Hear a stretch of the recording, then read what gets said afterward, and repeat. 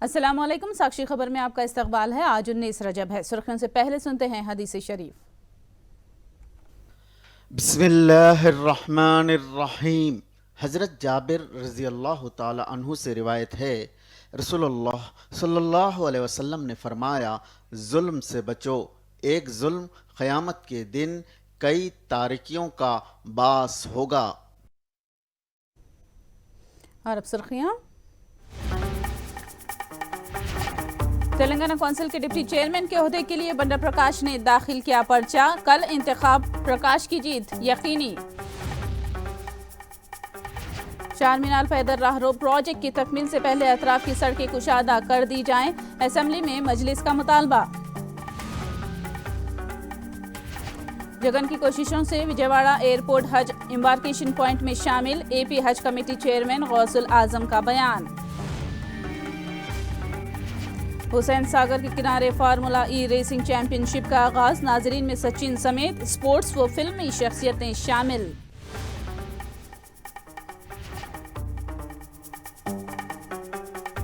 और अब तफसील। तेलंगाना कानून साज कौंसिल के डिप्टी चेयरमैन के ओहदे के लिए बीआरएस उम्मीदवार बंडा प्रकाश ने पर्चे नामजदगी दाखिल कर दिया है। इस मौके पर उनके हमरा वज़रा केटीआर, हरीश राव, प्रशांत रेड्डी के अलावा दीगर एमएलएस मौजूद थे। कल डिप्टी चेयरमैन का इंतखाब अमल में आएगा। कौंसिल में बीआरएस अराकीन की अक्सरियत के पेश नज़र बंडा प्रकाश का मुतफ़िक़ा तौर पर डिप्टी चेयरमैन की हैसियत से मुंतखब होना यकीनी है।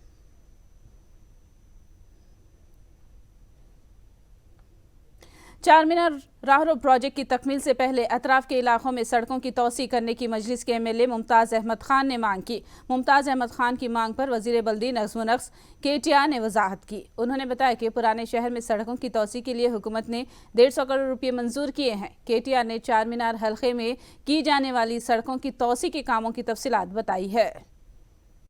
मीनार पेडेस्ट्रियन प्रोजेक्ट बहुत अच्छा प्रोजेक्ट है, लेकिन उस पर जो इम्प्लीमेंट किया गया, पहले सराउंडिंग के जो रोड्स थे रोड वाइडनिंग करके पैरेलल रोड निकालने के बाद उस पर इम्प्लीमेंट करना चाहिए था।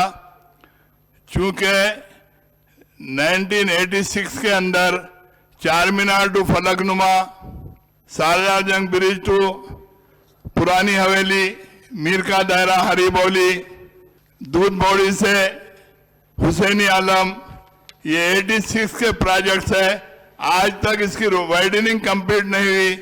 अगर आप फिजिकली अगर इंस्पेक्शन करेंगे तो आपको अंदाजा होगा कि वहाँ के सराउंडिंग के जो लोकेलिटीज है, हरीबौली, गोलीपुरा, लाल दरवाजा, अलियाबाद, मोगलपुरा, सुल्तान शाही, खाजीपुरा, ये तमाम बस्तियों के कम से कम 2 लाख से ज्यादा का एरिया का पॉपुलेशन है। इनको चलने के लिए रोड नहीं है। रोडों के ऊपर इतनी ट्रैफिक है कि 10-10 मिनट तक रोड क्रॉस नहीं कर सकते। तो मैं आपके जरिए मिनिस्टर साहब से कहना चाहता हूं कि ये तमाम रोडों को आप पहले वाइडनिंग करिए। आप लाल बाजार को डेवलप कर रहे हैं, बहुत अच्छी बात है। सरदार महल को डेवलप कर रहे हैं, बहुत अच्छी बात है। आप टूरिज्म को अट्रैक्ट करने के लिए कर रहे हैं, लेकिन आने जाने के जो रास्ते हैं, 5 मिनट का रास्ता 20 मिनट में भी तय नहीं हो सकता। चार रोड जो सीपीपी के अंदर हैं, चार कमान से आगरा होटल तक रोड वाइडनिंग हो गया, और चार मीनार ट्रैफिक पुलिस स्टेशन से लेके काली कमान तक और बीएसएनएल वया Darul Uloom high school complete हो गया। एक प्रॉपर्टी उसमें एक स्कूल साइड वाला रुक गया, वो एजुकेशन डिपार्टमेंट के पास है। हम लोग डिपार्टमेंट के साथ हम लोग डिस्कशन में हैं। साथ ही साथ जो मिट्टी का शहर से जुलू खाना तक है, वो हाई कोर्ट ने एक स्टे ग्रांट किया, तो उस वजह से थोड़ा देरी हो रही है। मक्का मस्जिद, वही मेजरीन कैंप टू जुलू खाना मार्केट, वहां तक एक माइनॉरिटी डिपार्टमेंट के अंदर से रोड जा रही है, उनके लैंड से जा रही है, तो वहां थोड़ा माइनॉरिटी डिपार्टमेंट के साथ कंसल्टेशन चल रहा है।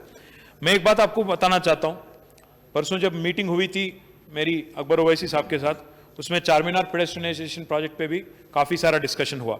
मैं मुमताज खान साहब से कहना चाहता हूं, अभी जो रोड वाइडनिंग की आपने बात की, हिम्मतपुर टू फतेह दरवाजा, इसमें कुल मिला के 172 प्रॉपर्टीज हैं एक्वायर करने का। इसमें ऑलरेडी हमने 102 हमने डिमोलिश किया है, 70 अभी बाकी है। ये हम लोग 2-3 महीने के अंदर करने की कोशिश कर रहे हैं। हुसैनी आलम से दूध बोली की आपने बात की, इसमें 192 प्रॉपर्टीज हैं, डेमोलिश 83 हमने कर दिया, बैलेंस 109 है, ये भी हम 2-3 महीने में, अभी पैसे हमने कल मंजूर किया तो हो जाएगा। साथ ही साथ बाकी जो SRDP के अंडर भी कुछ रोड लेके उसमें भी रोड वाइडनिंग को भी उसमें शामिल करके लेने की कोशिश कर रहे हैं। साहब 150 करोड़ हमने उनको HMDA से रोड वाइडनिंग के वास्ते ओल्ड सिटी में डिपॉजिट किया हमने, तो आप उसका फायदा उठाएं। वहां थोड़ा TDR और थोड़ा इसको मिला के, बलाला साहब मैं रिक्वेस्ट करता हूं, बलाला साहब से आप जरा इसको गाइड कीजिए, आपके मेंबरों को गाइड कीजिए, CCP से बात कीजिएगा और जरूर। सरकारी जायदादों को मुनहदिम करने की बात करने पर अपोजिशन कायदीन को रियासती वजीर निरंजन रेड्डी ने ये बात कही। उन्होंने सवाल किया कि सुप्रीम कोर्ट की इमारत और मुल्क में चंद एक इमारतों पर गुंबदें बनी हुई हैं, क्या वो भी तोड़ देंगे?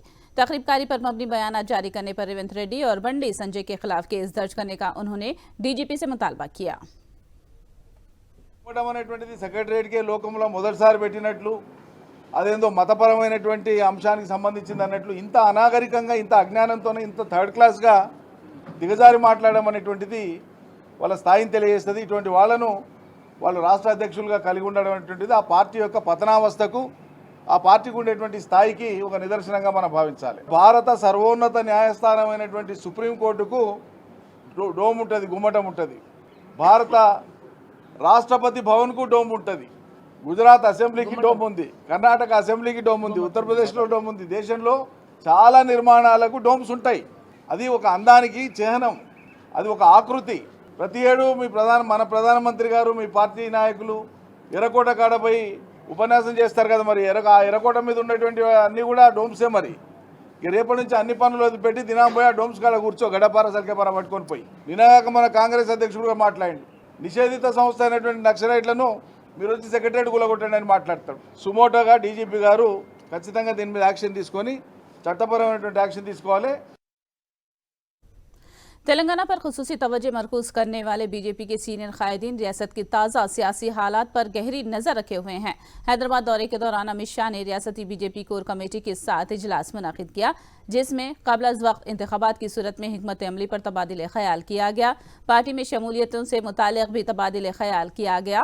बताया जाता है कि पोंगुलेटी श्रीनिवास रेड्डी को पार्टी में शामिल होने की दावत देने की तजवीज़ पेश की गई है। पार्टी स्ट्रीट कॉर्नर्स मीटिंग पर तबादिले ख्याल किया गया। एक नई बार पहुंचाकर पूर्वोत्तर में हमने शांति की स्थापना की है और विकास के नए युग की एक शुरुआत हुई है। उधर वामपंथी उग्रवादी क्षेत्रों में भी 2010 में 96 जिले थे, 2021 में घटकर वो 46 रह गए हैं। सिक्योरिटी वैक्यूम भर रहा है और वामपंथियों के शीर्ष नेतृत्व पर नकेल कसी जा रही है। अभी PFI पर बैन लगाकर एक बहुत सफल उदाहरण हमने दुनिया के सामने पेश किया है। भारत सरकार की एजेंसियों के नेतृत्व में देश भर की पुलिस ने एक साथ एक ही दिन में सफल ऑपरेशन कर PFI जैसे संगठन को बैन कर एक सफलता हासिल की है। यह बताता है कि हमारा लोकतंत्र के प्रति कमिटमेंट कितना सुदृढ़ और मजबूत हुआ है। वरंगल आदिवासियों से KCR माफी मांगे। YSRTP की सदर YS शर्मिला ने ये बात कही है। उन्होंने KCR पर आदिवासियों की तौहीन करने का इल्जाम लगाया। उन्होंने सवाल किया कि अगर बंजर अराजी के मुतालिबात जायज नहीं थे तो KCR ने बंजर अराजी तकसीम करने का तयक़ुन क्यों दिया था। ఆదివాసీలను ఎంతో కించపరుస్తూ మాట్లాడడం తగదు. కేసీఆర్ గారు అన్కండిషనల్ గా ఆదివాసీలకు క్షమాపణ చెప్పాలి అని వైఎస్ఆర్ తెలంగాణ పార్టీ డిమాండ్ చేస్తుంది. నిన్న అసెంబ్లీ సాక్షిగా కేసీఆర్ గారు మాట్లాడిన మాట ఒక నియంతలాగా, ఒక దొరలాగా ఉంది తప్పితే ఒక మనసున్న ముఖ్యమంత్రి లాగా సమస్యను పరిష్కరించాలి అనుకుంటున్న ఒక నాయకుడి లాగా లేదు. మరి కేసీఆర్ గారు ఆదివాసీలు అడుగుతున్నది న్యాయమైన కోరిక కాకపోతే ఎన్నికలకు ముందు మీకు ఓట్లు కావాల్సి వచ్చినప్పుడు ఆదివాసీలకు 6 నెలల్లోనే పట్టాలు ఇస్తాము అన్న సన్నాసి ఎవడు? కేసీఆర్ గారు కాదా? న్యాయమైన డిమాండ్ కాదు అని మీకు తెలిసినప్పుడు మీరు ఎందుకు వాగ్దానం చేశారు అని అడుగుతున్నాం. हैदराबाद फिल्म नगर के राजी में नया मोड़ सामने आया है। इस तनाज़े में फिल्मी हिदायत का सुरेश बाबू और हीरो दग्गुबाटी राणा पर फौजदारी मुकदमा दर्ज किया गया है। मुतनाज़ा अराजी के मामले में रौडियों से मुजालिम कराने का इल्जाम लगाते हुए सुरेश बाबू और राणा पर प्रमोद कुमार नामी ताजिर ने पुलिस में केस दर्ज किया है। बंजारा हिल्स पुलिस में केस दर्ज न किए जाने पर मुतासरीन ने कोर्ट से रुजू किया था और ये नामपल्ली क्रिमिनल कोर्ट की हिदायत पर केस दर्ज किया गया और जांच के लिए हाजिर होने की हिदायत दी। हैदराबाद में बैनुल-अक़वामी मोटर स्पोर्ट्स शो फार्मूला ई चैंपियनशिप का आज से आगाज हो गया है। एनटीआर मार्ग से हुसैन सागर के साहिल पर यह मोटर रेसिंग का इनेकाद हो रहा है। हैदराबाद हिंदुस्तान का वो पहला शहर है जहां आलमी शहरियत याफ्ता मोटर स्पोर्ट्स शो का इनेकाद हो रहा है। इस स्पोर्ट्स शो में 500 बैनुल-अक़वामी रेसिंग ड्राइवर्स हिस्सा ले रहे हैं। बैरून मुल्क और मुल्क के मुख्तलिफ शहरों से मद्दा इस चैंपियनशिप को देखने के लिए हैदराबाद पहुंच चुके हैं।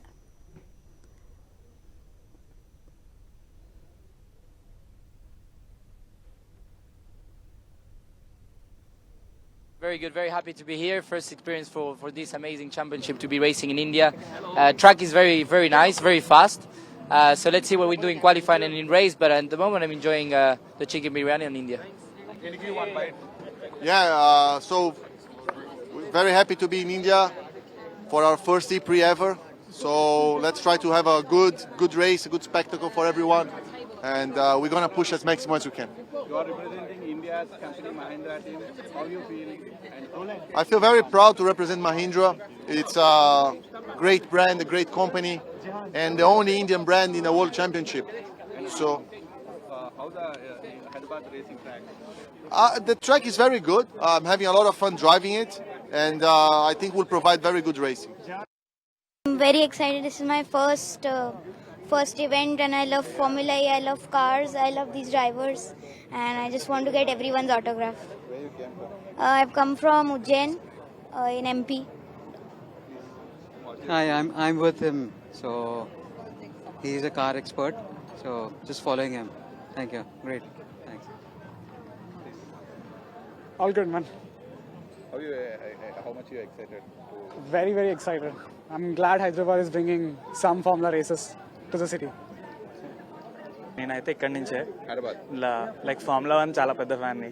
సో ఫార్ములా కూడా ఫాలో అవడం స్టార్ట్ చేసి సో టికెట్ కొని లైక్ రావడం జరిగింది. Like government like formula racings అనేటివి మీరు ఎప్పటి నుంచి ఫాలో అవుతున్నారు? లాస్ట్ ఇయర్ ఫాలో అయ్యాను. ఫార్ములా 1 మాత్రం లైక్ 4-5 ఇయర్స్ నుంచి ఫాలో అవుతున్నాను. సో లైక్ ఎగ్జైటెడ్గా ఉండి హైదరాబాద్లో ఫస్ట్ టైం అనేసరికి వీ హ్యాడ్ టు కమ్ అంతే.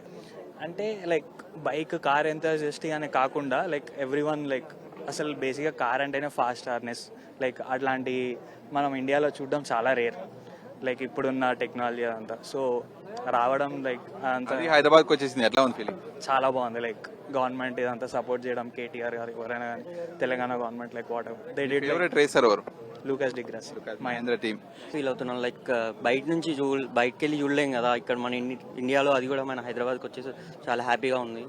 లైక్ ఇంకా ఆటోగ్రాఫ్ కూడా తీసుకెళ్తున్నాం. యా. మీ టికెట్ ప్రైస్ ఎంత? Like 1000 tickets.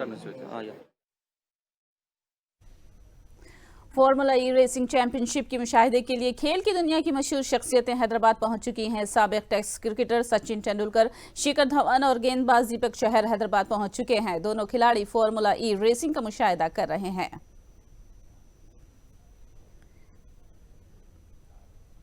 टॉलीवुड सितारे भी फार्मूला ई रेसिंग का मुशाहिदा कर रहे हैं। चिरंजीवी के फर्जंद रामचरण और महेश बाबू का बेटा गौतम फार्मूला ई रेसिंग का मुशाहिदा कर रहे हैं। चरण और गौतम के अलावा फिल्मी शख्सियतें भी फार्मूला ई रेसिंग का मुशाहिदा कर रहे हैं।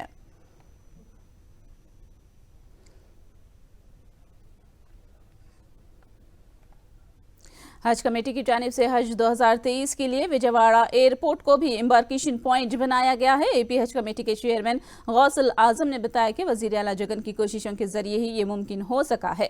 उन्होंने विजयवाड़ा से एपी के आज़मीन को सऊदी रवाना करने के बेहतरीन इंतजाम करने के अज़्म का इजहार किया।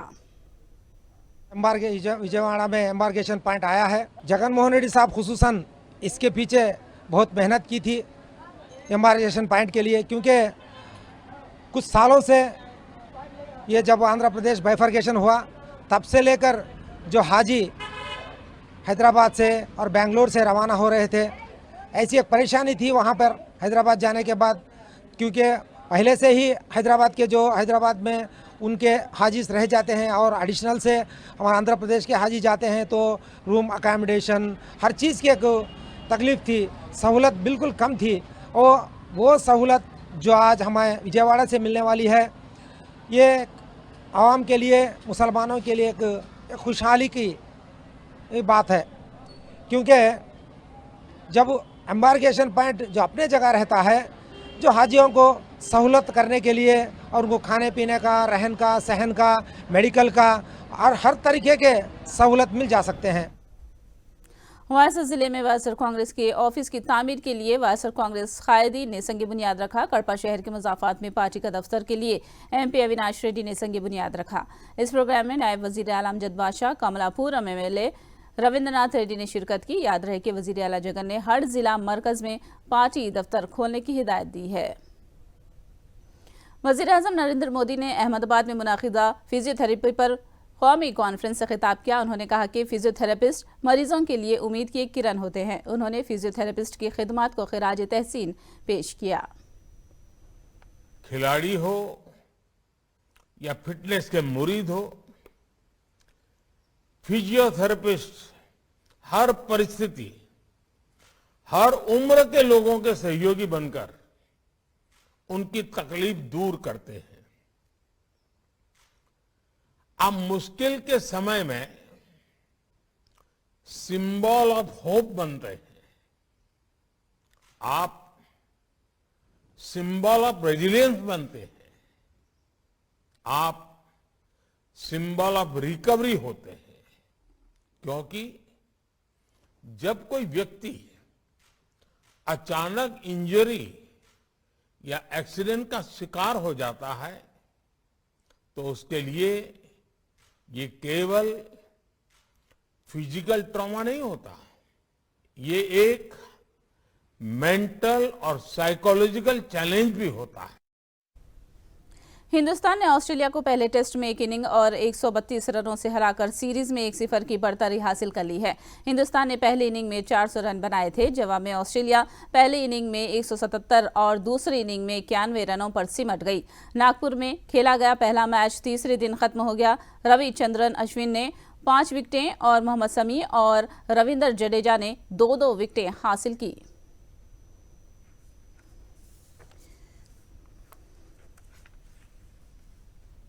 आखिर में सुर्खियां एक बार फिर।